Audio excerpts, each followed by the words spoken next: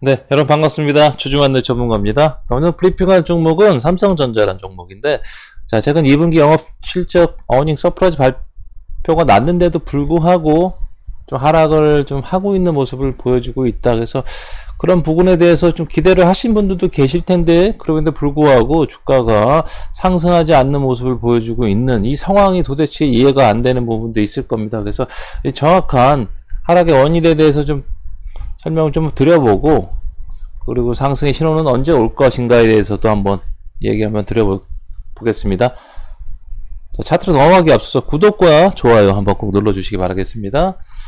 자, 차트를 보면서 설명 들어보면은 뭐 원론적인 설명일 수도 있겠지만, 실질적으로 그 이상의 뭐 해결책을 뭐 알려드릴 수 있다. 일개 뭐 개인이 그거는 뭐 소위 말해 도박성 멘트밖에 안 되니까 여러분들 그렇게 뭐 도박성 멘트에 현혹되지 않으셨으면 좋겠고요. 이 도박성 멘트에 현혹돼서 그런 거를 맞춰야 잘하는 전문가다라고 이렇게 판단하시면 정말 위험한 매매로 이어나갈 수가 있으니까 제가 정확한 팩트를 알려드릴게요. 그래서 그 이상의 원인은 없다라고 좀 보여드릴 수가 있는데, 첫 번째로 왜 가지 않는지 말이죠. 2분기 실적 발표가 나와줬는데 7월 7일, 6월, 6일 뭐 이런 사이에 나와줬는데도 불구하고 이날이잖아요. 7월 7일, 뭐 6일 뭐 이런 날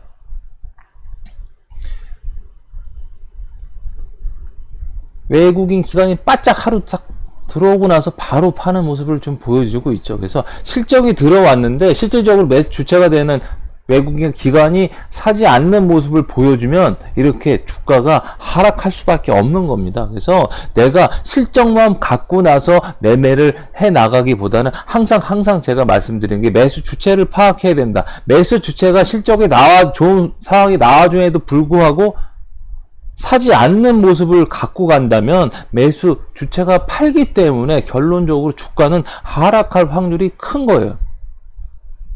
그럼 이분들은 왜 매수를 하지 않을까요? 뭐, 우리가 알지 못하는 악재가 있을 수도 있는 거고, 그분들이 이런 부분에 대해서 우리보다 먼저 안단 말이죠.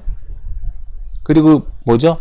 우리나라 시장에서 외국인 기관도 단타를 치는 세상으로 바뀌었기 때문에 이런 상황에서 롱 포지션으로 갖고 가는 매매는 굉장히 위험한 매매다 라고 말씀을 드려볼 수가 있습니다. 그래서 이렇게 지금 외국인 기관도 단타를 치는데 올라갈지 내려갈지를 미리미리 어떻게 판단을 하고 말씀을 드릴 수가 있겠습니까? 솔직한 얘기로.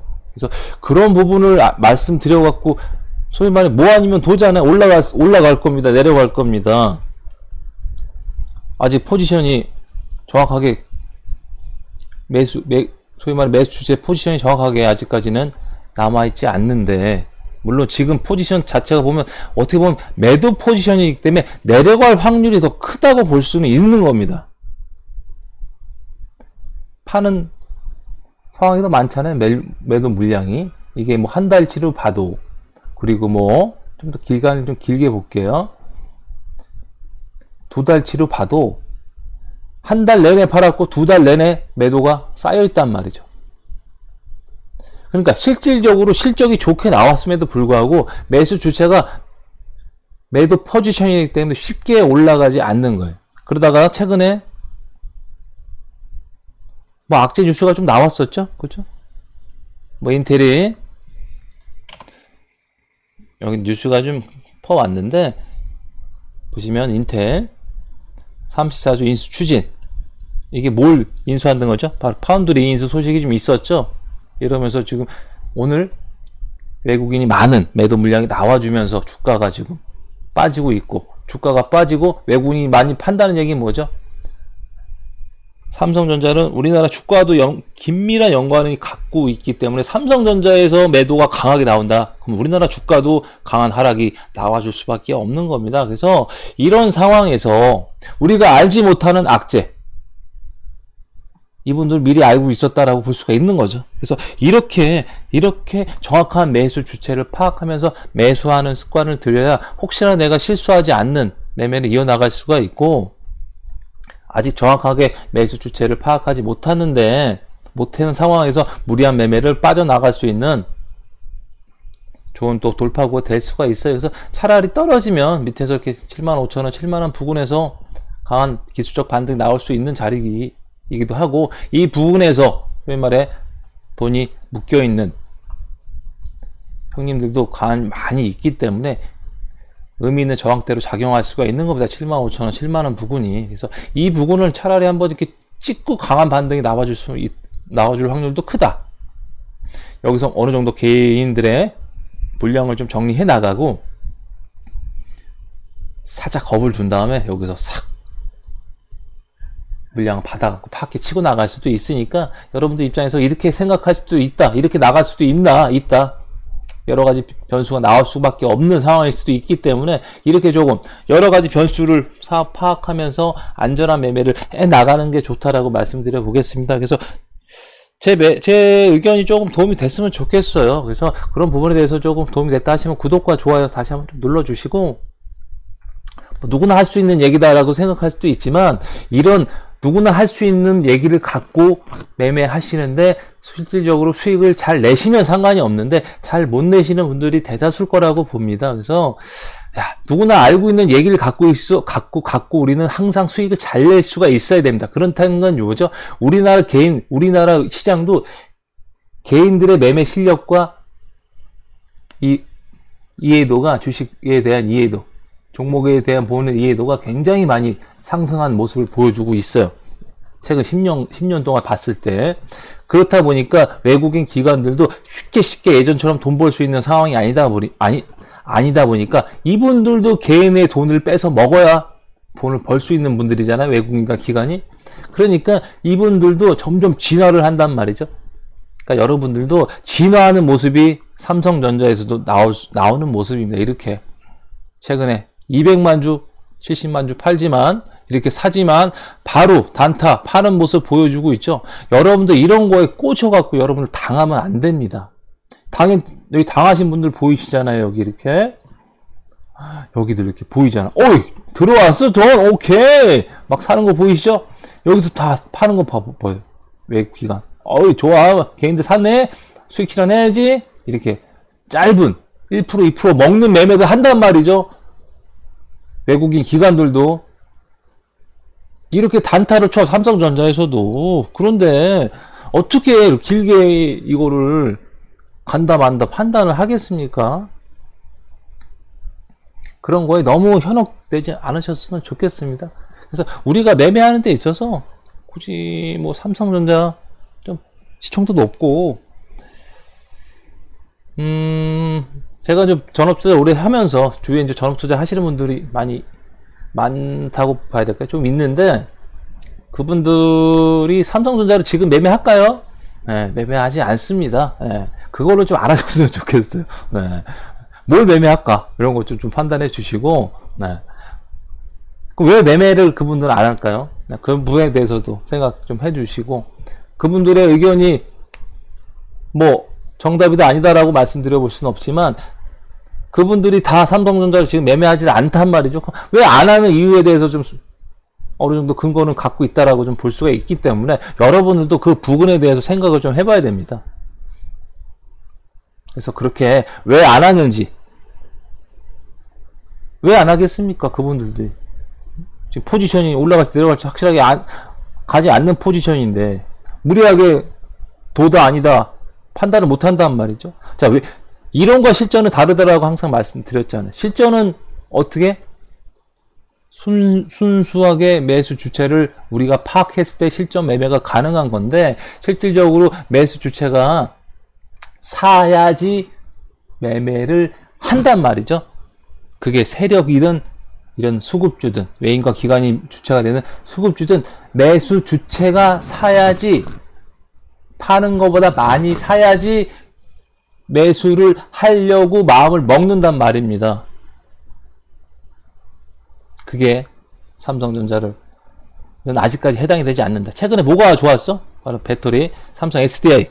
왜 이 종목이 핫했죠? 최근에 배터리 쪽 시장이 관심을 많이 받잖아요. 그러면서 뭐가 들어온 거죠? 돈이 들어왔잖아요. 외국인 기관에 돈이 들어오니까 우리는 이렇게 정확한 매수 포인트에서 우리 저번에 여기서 한번 추천했잖아요. 반등 나와줘. 다시 또 떨어지면 또 잡는 겁니다. 왜? 매수 주체가 아직까지 살아있기 때문에. 자, 바텍 이 종목도 매수 주체가 아직까지 빨간 거 여기 보이시죠? 큰 매도가 지수가 빠지는 상황에서도 불구하고 큰 매도가 나오지 않기 때문에 살아있다라고 볼 수가 있는 겁니다.